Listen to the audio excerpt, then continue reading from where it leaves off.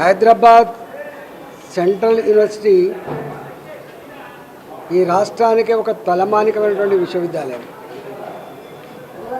కొన్ని వేల మంది విద్యార్థులు ఇప్పటికే అనేక రంగాల్లో నిష్ణాతులై ఈ హైదరాబాద్కి మంచి పేరు వచ్చింది. రేవంత్ రెడ్డి గారి ప్రభుత్వం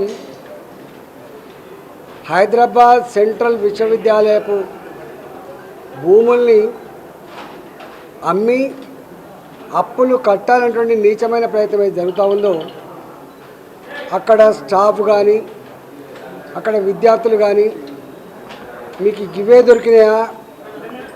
ఒకవైపు ఏమో రోజు రోజుకు శ్మశాన వాటికలకు కూడా జాగాలు లేకపోతుంది, మరోవైపు కనీసం పార్కులకు జాగాలు లేకుండా కాంక్రీట్ జంగల్గా మారుతున్నటువంటి ఈ రోజులలో ఈ విశ్వవిద్యాలయ భూములను కూడా తెగనమ్ముకోవడం అనేటువంటిది ఇది ఏ సమాజం కూడా హర్షించదు.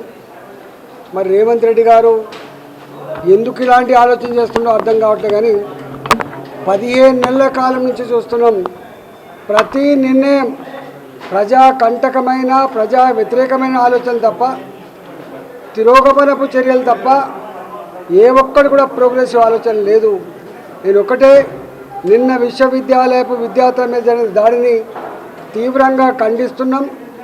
ఇవాళ విద్యార్థులు కేవలం విద్యార్థులుగా ఉండరు, తప్పకుండా మేమందరం కూడా రేపు వారికి సంఘీభావం చెప్పడమే కాకుండా అవసరమైతే ప్రత్యక్ష చర్యకు పూనుకుంటామని చెప్పి ప్రభుత్వాన్ని హెచ్చరిస్తా ఉన్నా. విశ్వవిద్యాలయ భూములు అమ్మకూడదని చెప్పి నేను ఈ సందర్భంగా డిమాండ్ చేస్తున్నాను.